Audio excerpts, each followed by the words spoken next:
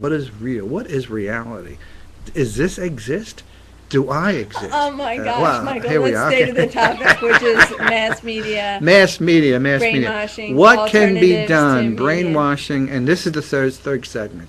And I've had And trouble with this. This is the segment where uh, we're supposed to deal with, well, what can be done in the future. What what can we do to change the mass media? There's been one suggestion where a group of very learned, wise individuals could uh, take control of the media. These would be people who have the best interest in their hearts, the best minds, and be the most altruistic people around.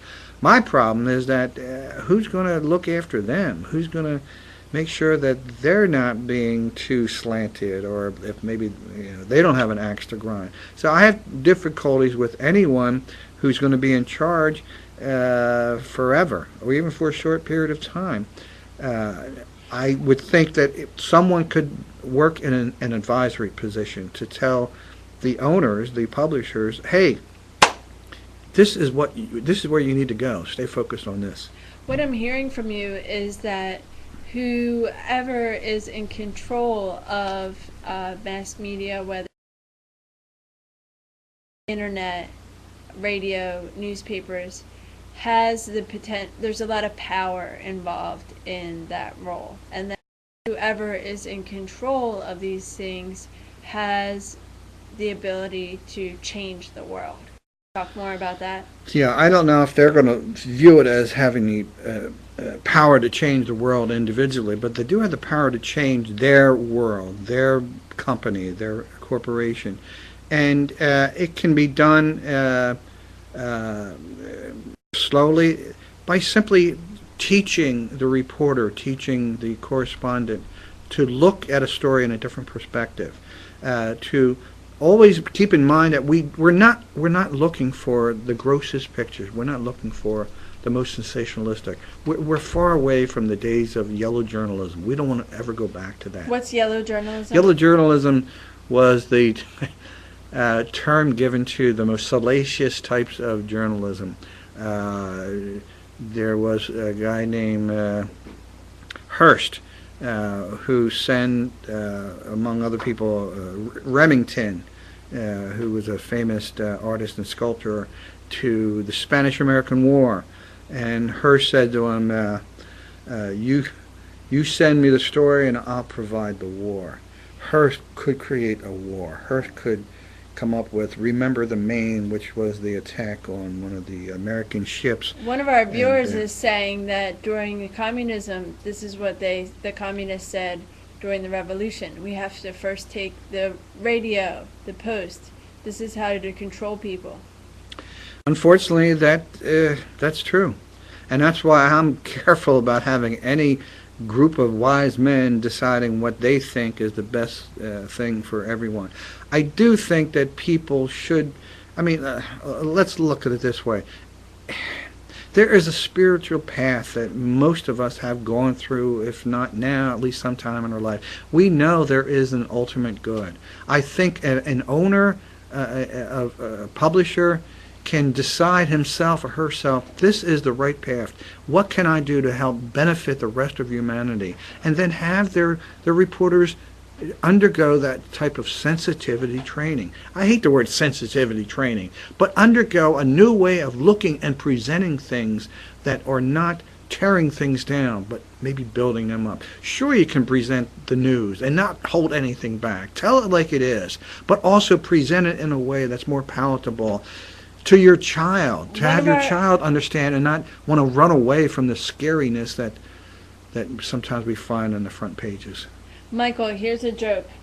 A TV newsreader says hundreds are feared missing or dead in India following landslides and floods caused by torrential rain. Couch Potato says, serves them right. What do they want to go around following landslides and floods for anyway? Let's hear it for semantics, and let's hear it for the... Now, again, I'm a lawyer, so when I hear the word following, I wonder to myself, are they actually following landslides and hurricanes So as a reporter, you have to be very careful in the words that you choose. You don't want inflammatory words. And that's another thing that can be taught. It can be taught as part of journalism. Before we get away from this, let me just tell you there's two approaches that I think all of us, can follow, and that is the PBS programs. There is a Greek channel. I think it comes on once a week, and it's in Greek. I can't understand it, but I think there's a Korean channel. Why can't there be other type of spiritual channels where people are given a half-hour block to discuss things that are more serious to mankind than, Crusader Rabbit or Big Bird? Not that Big Bird is anti-spiritual. He's not. Or she's not. What the hell is Big Bird? Is there a man?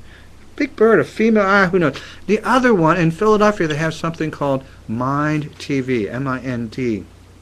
5-minute segments that different people in different groups of Philadelphia can present their side of their neighborhood, their story.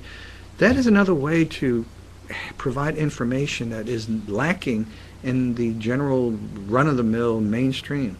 And these are just two ways that I see that can help mankind, help all of us. We talked about how mass media brainwashes individuals. But what is it that the modern man wants? What are they playing into? Modern man wants information. Modern man wants to be able to go forward and trust the information that they're getting. Modern man wants to be able to base tomorrow's decisions on whether it's going to rain, whether it's going to be not have a war, whether they can go to Mexico without being afraid of banditos who are going to be kidnapping, or any other part of the world. They want the news to be legitimate. They don't want to have slants. They don't want to have some political stuff shoved down their throat. They don't want to be entertained. They want, give me the facts, as in Dragnet. Give me the facts, ma'am, just the facts. Dragnet? You guys don't remember Dragnet? I mean, come on, where you been? And what country you been? Dragnet, man, come on. So you're saying that media has to play a role in, it has to be a positive thing, that when a murder is presented, for example, it urges people to think about why it happened and how it could not happen again. How does the role of mass media in the process of the betterment of humanity have to change? What has to happen?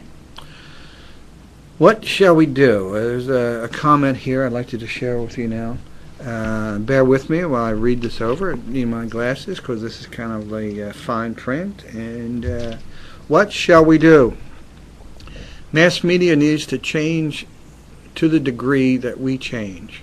Instead of brainwashing people with buying directions and violence, mass media should send the right message. We can save the world if we just open our eyes and see that we are all of us, interconnected, and that we depend on each other. We share some home. We share the same home, our small planet. We need to start thinking about it. Thus, by changing the mass media, we'll change the entire world. That's the bottom line. It's not going to happen overnight. And it's not going to happen at CBS, ABC, or whatever the heck the others are. It's going to happen here, in our homes, in our families, in our neighborhoods, among our friends, when we get together and discuss different things involving the media. We can not only hope for a better future, we can make it a better future. So any concluding remarks, Michael? The concluding mark that I would have is to get your news and share it with friends, and be always doubtful. I'm always doubtful about the news that comes in, and I'm wondering what the source is. From there, I'll just say I'll stick with the weather. We know that's going to change every day, so will the news.